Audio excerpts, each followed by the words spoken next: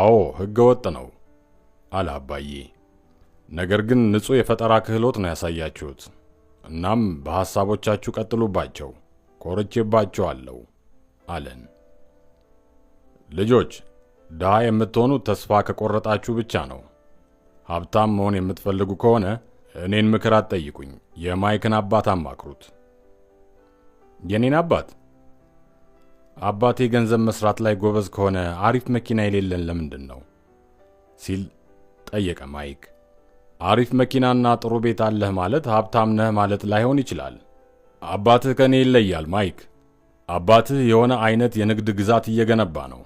እንደምጠረጥረው ከሆነም በቅርብ ጊዜ በጣም ሀብታም ይሆናል። ማይክና እኔ ከአባቴ ምክር በኋላ ሊድ በማቅለጥ ያጨማለቅነውን ቦታ አጸዳዳንና ማይክ ወደ ቤቱ ሄደ። አባቱን በተቻለ ፍጥነት አናግሮት እንደሚደውልልኝም ቃል ገብቶ ነበር። ማታ 2 ሰዓት ተኩል ሲሆን ማይክ ደወለ። እሺ በቀጣዩ ቅዳሜ አልኩትና ስልኩን ዘጋሁት። የማይክ አባት አግኝቶ ሊያናግረን ፈቃደኛ ሆኗል። ቅዳሜ በማለዳ ከጠዋቱ 1 ሰዓት ተኩል ሲል ከመኖሪያ ቤቴ በመውጣት ድሆች በብዛት ወደሚኖሩበት የከተማው ክፍል የሚያደርሰኝን የከተማ አውቶቡስ ያስኩኝ። ትምህርቶቹ ተጀመሩ። በሰዓት 10 ሳንቲም ከፍላችኋለሁ። ይህ ክፍያ እንደ ኤሮፓውያን አቆጣጠር በ1956 ዓመተ ምህረት እንኳን ባለው የገንዘብ አቅም ዝቅተኛ የሚባል ነበር። በዕለቱ እኔና ማይክ ከጠዋቱ በ2 ሰዓት ከአባቴ ጋር ተገናኘን። የማይክ አባት በወቅቱ ፋታ የማይሰጥ ሥራ ይዞ ነበር። እኔ የማይክ አባት ወደሚገኝበት ትንሽዬ ንጹሕና ቀለል ወደምትል ቢሮ ስደርስ ማይክም በሩ ላይ አገኘኝ።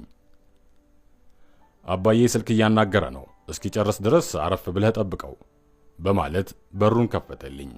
ሌሎችም ወረፋ ጠባቂዎች ሲኖሩ አንደኛው ከአጠገቤ የቆመው የመጋዘን ኃላፊው ሲሆን ሴቶቹ ደግሞ ምግብ ቤቱን ያስተዳድራሉ። መጀመሪያ ያያቸው የግንባታ ተቆጣጣሪ ከዚህ ከምንገኝበት 50 ማይል ርቀት ላይ የሚገኝ የመንገድ ሥራ ፕሮጀክት ዋና ኃላፊ ነው። ሥራው ሁሉ በተቃና ሁኔታ እየተካሄደ ነው ስል ጠየቅኩት። ሁሉም ባይሆንም በአብዛኛው ግን በጥሩ ሁኔታ ላይ ይገኛል ብሎኝ ከአጠገቤ በመቀመጥ ወንበሩን ሳበው። ማይክ በመቀጠልም አባቴን ገንዘብ እንዴት ልናፈራ እንደምንችል ጠይቄው ነበር አለኝ። እና ምን አለ? በጉጉት ጠየቅኩት። ፈገግ ብሎ ስጦታ እንደሚሰጠን ነግሮኛል አለ ማይክ። ኦ መልካም ነዋ አልኩት። የተቀመጥኩበት ወንበር ላይ ተደላድዬ ለመቀመጥ ስንቀሳቀስ የወንበሩ እግሮች እንከን እንዳለባቸው ተገነዘብኩ። ስጦታው ምን እንደሆነ ታውቃለህ? በእርግጥ አላውቅም፣ በሂደት ማወቃችን ግን አይቀርም ብሎ ማይክ መለሰልኝ። በድንገት የማይክን አባት ድምፅ ሰማን። እኛ ወዳለንበት እየቀረበ ነበር። እኔና ማይክም ከተቀመጥንበት ተነስተን ቆም ብለን ጠበቅነው። ልጆች ተዘጋጅታችኋል? በማለት ከጎናችን ተቀመጠ። ሁለታችንም በመስማማት ጭንቅላታችንን በመነቅነቅ ዝግጁነታችንን አረጋገጥንና ከፊት ለፊቱ ተቀመጥን። የአባትየው ተክለ ሰውነት ግዙፍ ሲሆን ቁመቱም ረጅም የሚባል አይነት ነው።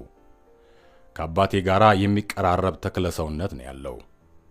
በማንነት ደረጃ ግን ሲመዘኑ የሚለያዩ ይሁኑ እንጂ ሁለቱም ያላቸው ብርታት ሳይመሳሰል አይቀርም። ሰሞኑን ማይክ ገንዘብን እንዴት ማፍራት እንደሚቻል ማወቅ እንደምትፈልግ ነግሮኝ ነበር። ሮበርት ትክክል ነኝ? በማለት አባትየው ጠየቀኝ። በመስማማት ጭንቅላቴን ነቀነቅኩኝ። በንግግሩና በፈገግታው ውስጥ የሆነ ኃያል ነገር እንዳለው መረዳት ይቻላል። መልካም፣ ስጦታዬ ይህ ነው። በሚገባ አስተምራችኋለሁ። ይሁን እንጂ ትምህርቱ ልክ እንደ መደበኛው ትምህርት አይደለም። ከናንተ የሚጠበቀው ለእኔ ማገልገል ብቻ ነው። ከዚያ ውጪ የማትሰሩልኝ ከሆነ አላስተምራችሁም። በሥራ ፈጣን ከሆናችሁ በፈጣን ሁኔታ አስተምራችኋለሁ። እናንተ በክፍል ውስጥ ተቀምጣችሁ መማር የምትፈልጉ ሊሆን ይችላል፣ ግን ሰዓቴን ትጨርሳላችሁ። ይህ ነው እንግዲህ የኔ ስጦታ። መቀበል ወይም መተው ትችላላችሁ ብሎ ንግግሩን ጨረሰ። መጠየቅ እችላለሁ አልኩኝ።